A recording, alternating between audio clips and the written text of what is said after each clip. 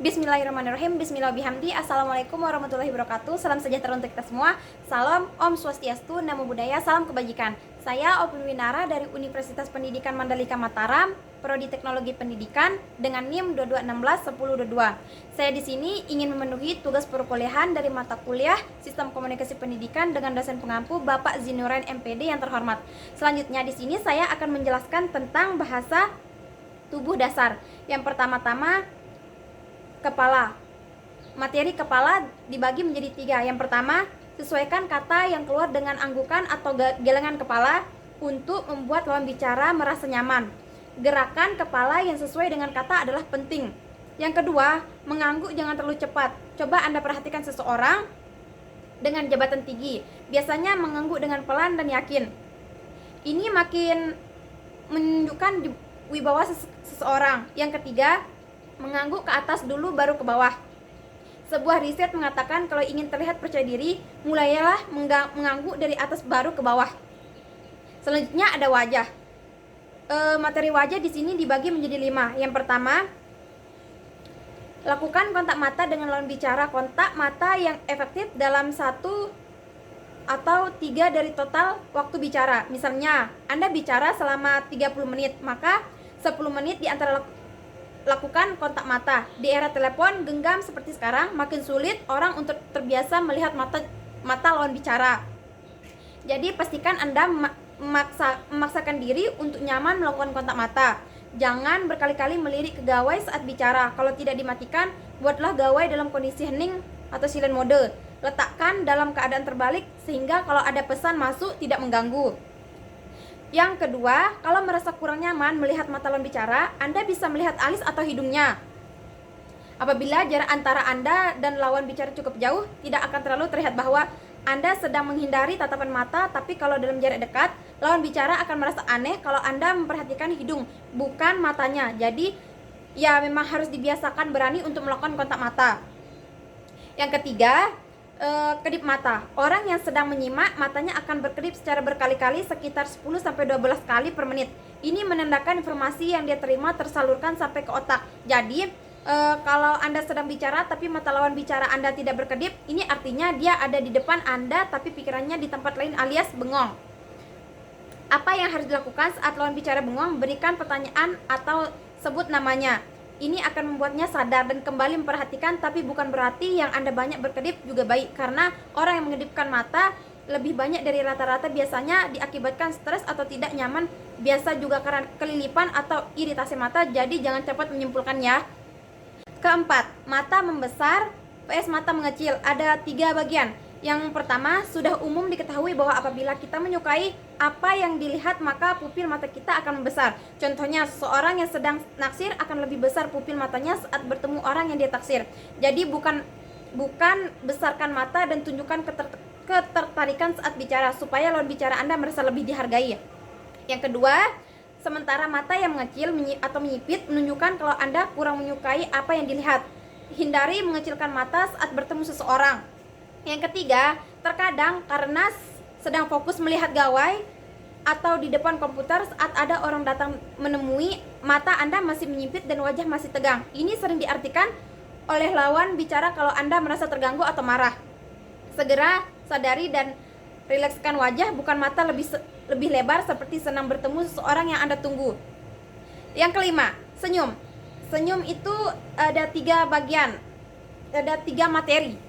Senyum itu menular, jadi kalau Anda tersenyum, maka besar kemungkinan orang yang melihat Anda juga akan tersenyum. Orang yang tersenyum hatinya hangat, orang yang hatinya hangat lebih mudah diajak berkomunikasi. Awali bicara dengan senyum supaya komunikasi lebih efektif. Yang kedua, senyum yang tulis terlihat dari mata yang sedikit mengecil dan ada kerutan di ujung mata dan bibir. Jadi apabila ada yang tersenyum tapi matanya kosong, jadi itu tersenyuman basa-basi, walaupun ini masih lebih baik daripada tidak tersenyum sama sekali. Yang ketiga, senyum besar dengan mulut terbuka hingga gigi terlihat dan alis melengkung jika menunjukkan ketertarikan dengan kebahagiaan. Contohnya adalah seseorang ibu yang tertawa anaknya. atau bertemu dengan anaknya. Wajah kebahagiaan tulus seorang ibu membuat anak merasa nyaman. Tunjukkan kebahagiaan tulus Anda, maka lawan bicara akan ikut merasa bahagia. Yang ketiga, badan. Pasti tubuh yang tepat membuat Anda terlihat lebih berwibawa. Di sini ada 3 materi. Yang pertama, postur tegak. Postur tegak dibagi menjadi 3. Bukan berarti Anda harus selalu dalam keadaan tegak sempurna seperti sedang upacara bendera, tapi posisi tubuh lurus, tegak pada saat berdiri atau diam akan membuat penampilan Anda lebih meyakinkan. 2. Saat berjalan atau bergerak, postur tubuh bisa kembali normal, tapi pastikan Anda tidak jalan dengan bicara, karena akan terlihat seperti ragu-ragu atau tidak percaya diri.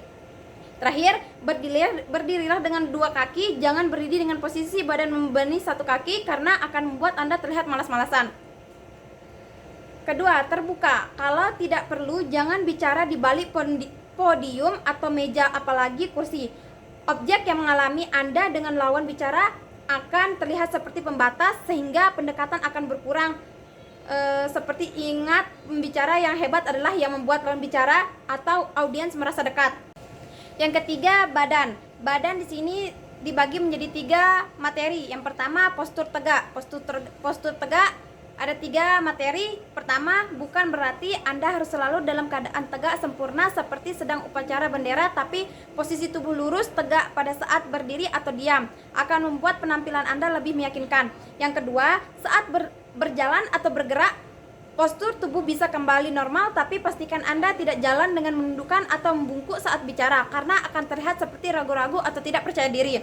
Yang ketiga, berdiri dengan 2 kaki, jangan berdiri dengan posisi badan membebani 1 kaki, karena akan membuat Anda terlihat malas-malasan.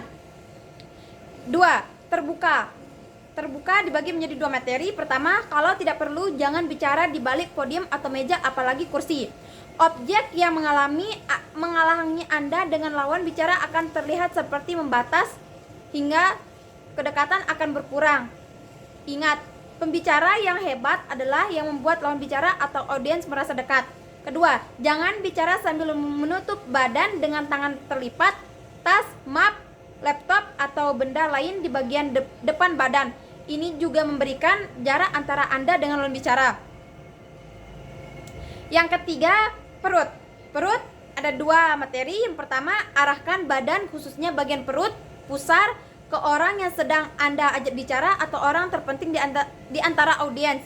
Ini akan membuat orang tersebut merasa dihargai dan diperhatikan, yang hasilnya akan membuat Anda juga lebih diperhatikan.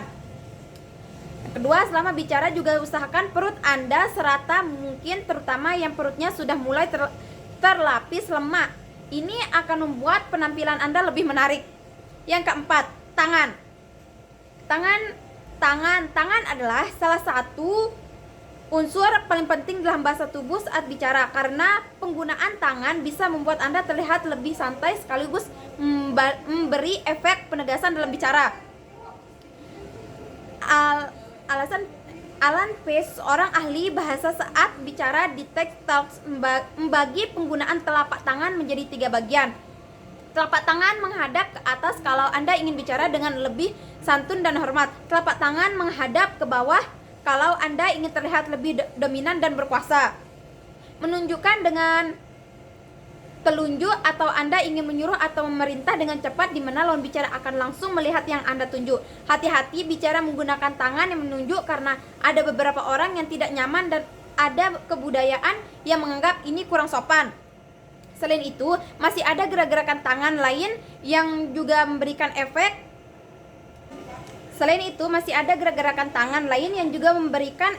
Pada lawan bicara. Jangan menggenggam akan memberikan efek semangat, tapi jangan pernah memberi instruksi atau penjelasan dengan tangan menggenggam, karena akan sulit dimengerti audiens. Tangan menyentuh dagu atau dada bagian atas, ini merendah.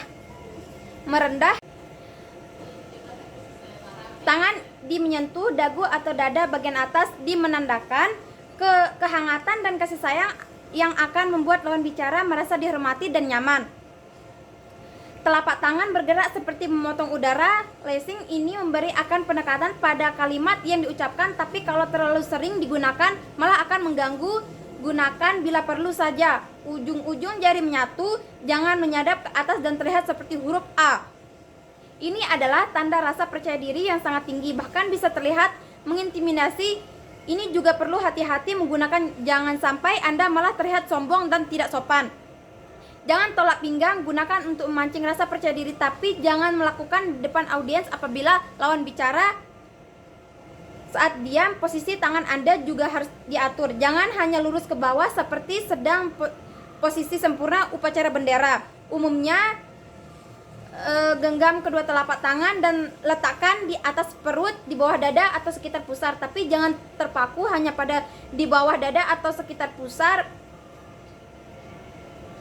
Tapi jangan terpaku hanya pada satu posisi dalam waktu yang lama. Anda juga bisa memindahkan tangan ke depan, belakang, bahkan masuk kantong. Intinya bebaskan tangan Anda bergerak saat bicara. Yang kelima, kaki. Bergeraklah saat bicara, dimulai dengan saat masuk ke dalam ruangan, melangkahlah dengan yakin dan teratur. Ini membuat Anda lebih percaya diri dan audiens merasa respect. Waktu duduk, pastikan kaki Anda menyentuh lantai, jangan menggantung atau nangkring di bagian bawah kursi. Satu kaki berada di depan kaki yang lain untuk memberi kesan dinamis dan siap bergerak. Untuk laki-laki bisa sedikit terbuka, sedangkan untuk perempuan rapatkan kedua kaki. Arahkan lutut ke lawan bicara seperti mengarahkan pusar saat berdiri. Pastikan kaki Anda tidak goyang-goyang, baik sadar ataupun tidak, karena ini membuat Anda seperti sedang tidak nyaman, bisa karena grogi atau panik. Yang terakhir, yang keenam, duduk. Duduk adalah duduk dengan tegak, boleh sesekali bersandar tapi jangan melorot. Selain jadi tidak enak dilihat, ini juga membuat Anda terlihat tidak menghormati lawan bicara, sehingga Anda pun jadi tidak diperhatikan saat bicara. Jangan silangkan kaki saat duduk dan bicara. Ini seperti membuat batasan dengan lawan bicara. Posisikan kaki Anda seperti siap melangkah dengan satu kaki sedikit di depan kaki yang lain. Arahkan lutut Anda kepada lawan bicara. Ini akan membuat dia merasa diperhatikan dan akan memperhatikan Anda kembali. Jangan menaruh benda apapun di pangkuan Anda sehingga tidak ada batasan atau ada yang menutupi antara Anda dan lawan bicara. Ini secara psikologis membuat menambah kedekatan dan kenyamanan lawan bicara Anda. Sekian dari saya, kurang lebihnya saya mohon maaf. Sekian, wassalamualaikum warahmatullahi wabarakatuh.